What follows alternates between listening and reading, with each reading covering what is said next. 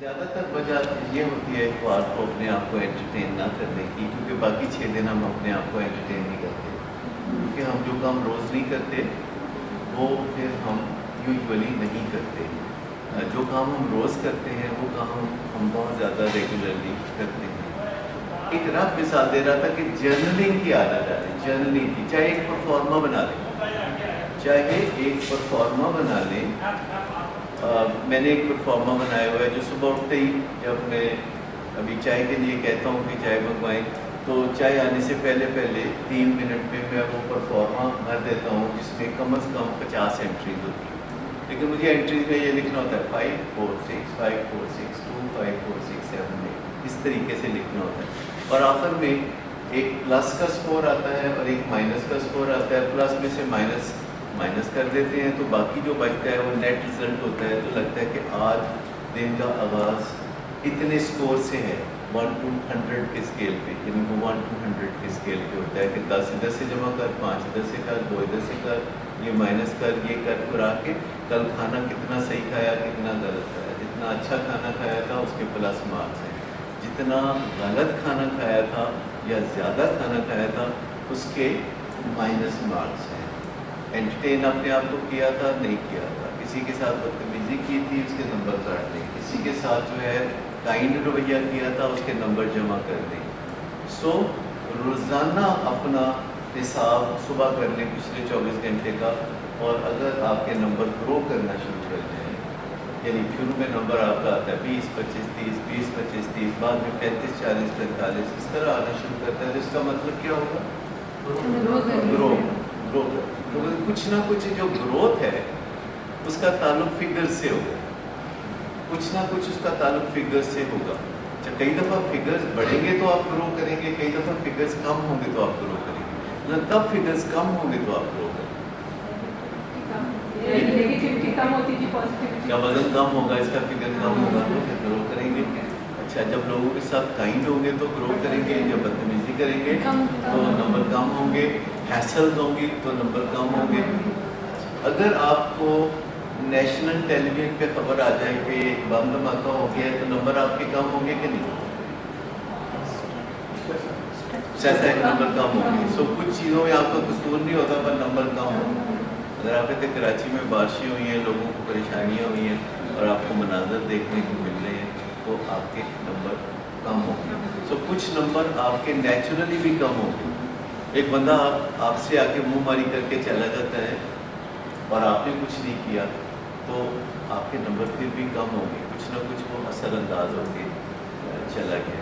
लेकिन अगर आप भी आगे से बुरा रिएक्शन देंगे तो नंबर और भी कम होंगे। तो ज़्यादा नंबर कम कैसे होते हैं? जब लोग हमसे बुरा सलूक करते हैं या जवाबन जब हम लोगों से हम लोगों से जब बुरा सलूक करते हैं तो नंबर जो है फिर ज़्यादा तेज़ी से कम होते हैं।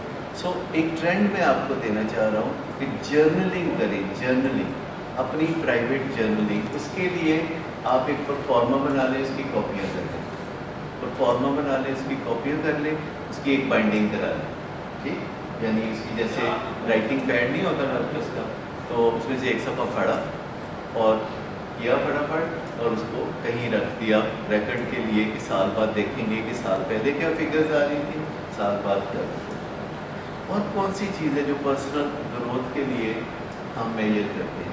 मिसाल के तौर पर एक चीज़ हो सकती है कि आपके फ्रेंड्स कितने हैं, आपके एक्वेंटेंसेस कितने हैं, आपके वाकिफ़कार कितने हैं।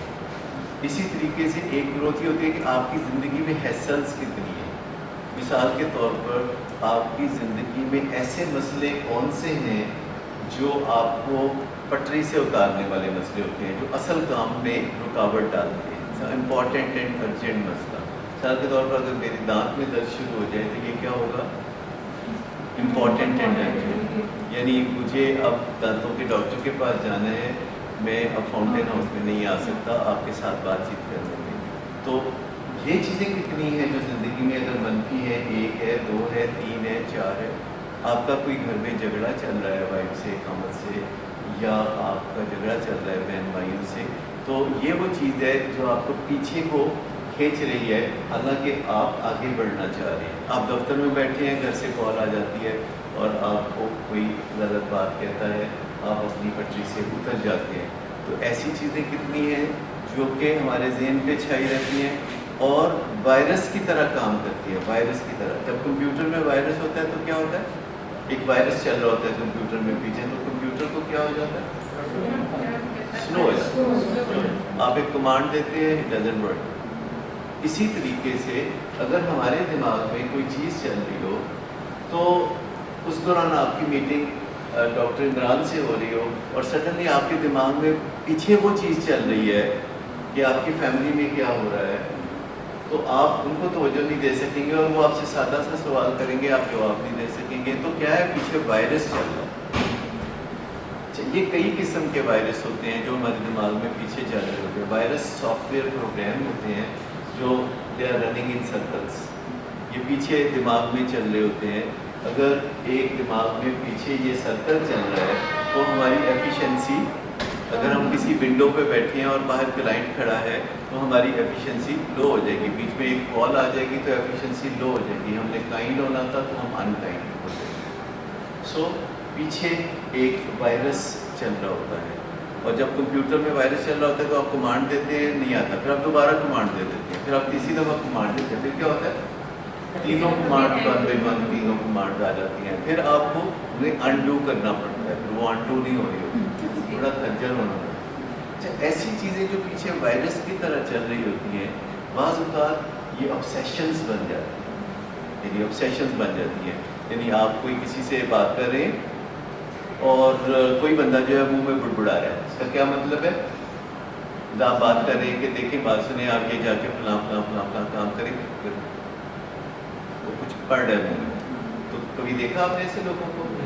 وہ کیا کر رہا ہوتا ہے بنا, وہ کیا کر رہا ہوتا ہے جو کہ بیچ میں ایک منہ بھی کچھ پڑھ رہا ہے, کیا نیوٹرلائز وائرس